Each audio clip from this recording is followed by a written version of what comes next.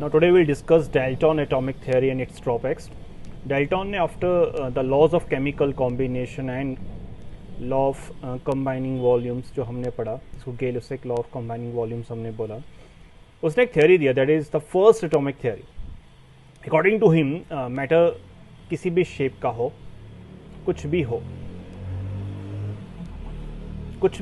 because entire universe is made up of matter that we all know actually and agree upon. अगर इन सब matter के content को break down करें, बिगर को smaller में, स्मॉलर को मोस्ट स्मॉल में, मोस्ट स्मॉल को मोस्ट स्मॉल में, तो सबसे छोटा एंटिटी जो होगा, ये सबसे छोटा एंटिटी है जो नॉन डिविजिबल है, जिसको आप किसी फिजिकल मीन्स या किसी केमिकल मीन्स से तोड़ ना पाए, दैट पर्टिकुलर एंटिटी उसने नाम दिया है एटम. कोई प्राइमरी रीजन नहीं था कि एटम ही क्यों बोला जाए, पर उसने बोला और आज तक हम मानते आ रहे हैं. Is it?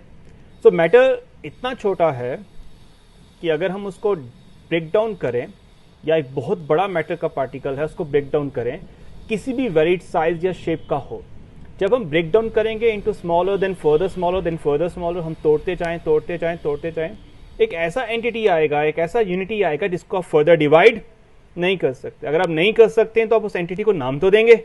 वो एंटिटी का नाम क्या होगा? Atom. So matter, each of the matter किससे बना है?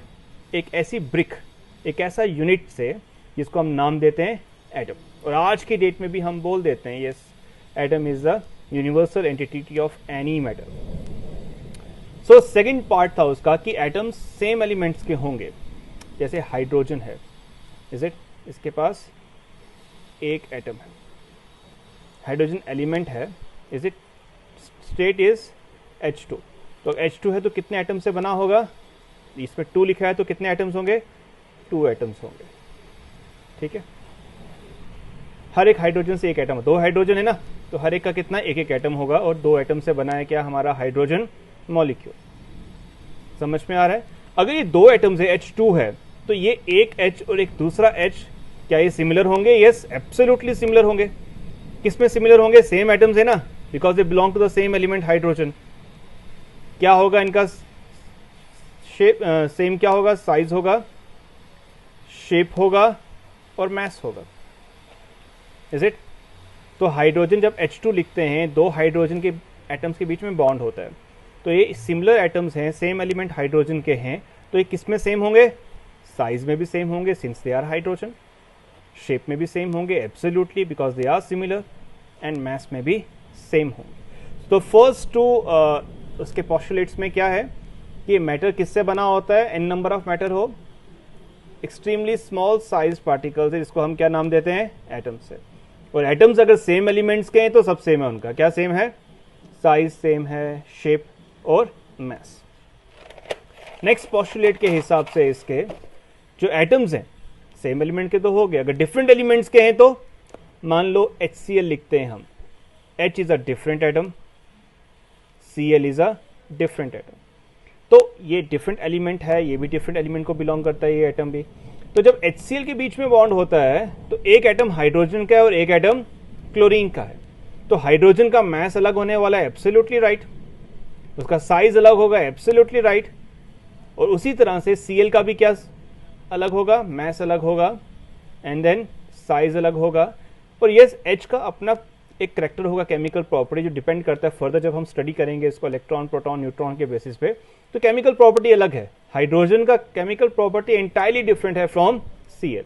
तो यस, एटम सेम एलिमेंट के, तो सिमिलर साइज, सिमिलर शेप और सिमिलर मास. अगर एटम्स डिफरेंट एलिमेंट्स के हैं then they have different masses, different shapes, different sizes, और उनके केमिकल प्रॉपर्टीज क्या भी होने वाली हैं? अलग अलग होने वाली. जैसे H2O, ये 2 एटम्स हाइड्रोजन के सिमिलर, ऑक्सीजन का थोड़ा ना सिमिलर होगा, उसका मास अलग होगा ऑक्सीजन का, उसका शेप अलग होगा, उसका साइज अलग होगा, उसकी केमिकल प्रॉपर्टी भी अलग होगी.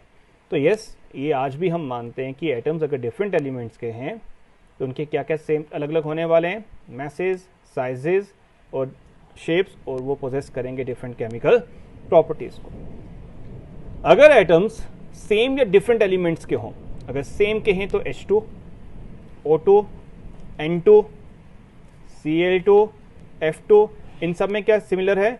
सेम है. हाइड्रोजन 2, एटम जुड़ के H2 बना रहे हैं, ऑक्सीजन 2 एटम जुड़ के O2 बना रहे हैं, नाइट्रोजन 2 एटम जुड़ के नाइट्रोजन बना रहे हैं, क्लोरीन 2 एटम जुड़ के Cl2, ऐसे ही फ्लोरीन 2 एटम जुड़ के F2 बना रहे हैं।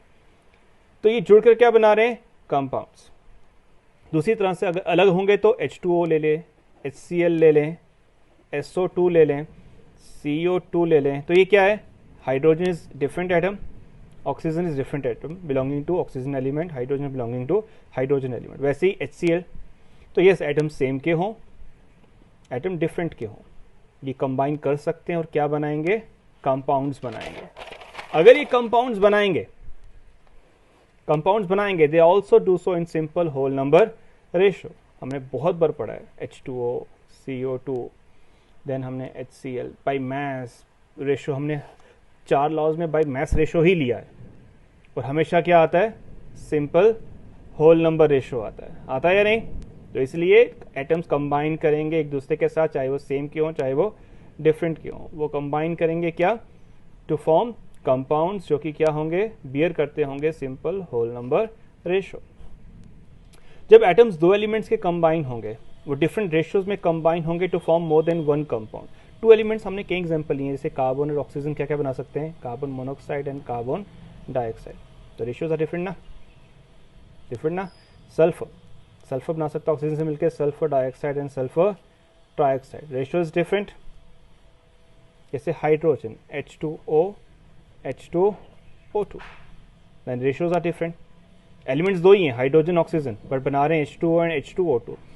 एलिमेंट्स आर सेम, एटम्स किसके हैं? 2 एलिमेंट्स कार्बन और ऑक्सीजन के, क्या बना रहे हैं? Carbon monoxide, carbon dioxide. तो एक से ज़्यादा कंपाउंड बना सकते हैं डिफरेंट रेशियोज के साथ। मोस्ट इंपॉर्टेंट लास्ट फैक्टर कि एक एटम ना तो क्रिएट किया जा सकता है ना ही डिस्ट्रॉय। तो मतलब अगर जो लोवेस्ट एंटिटी है जिसको हम ब्रेक डाउन कर रहे हैं फर्स्ट हमारी पोस्टुलेट में कि matter extremely small size particle से बना है जिसको हम एटम बोलते हैं, तो एटम को हम फर्दर डिवाइड नहीं कर पाएंगे। According to John Dalton at that time 1808 में हम मैटर को फर्दर डिवाइड नहीं कर सकते थे by any chemical mean, by any physical mean हम इसको फर्दर डिवाइड नहीं कर सकते थे। तो these were some of the postulates of Dalton atomic theory।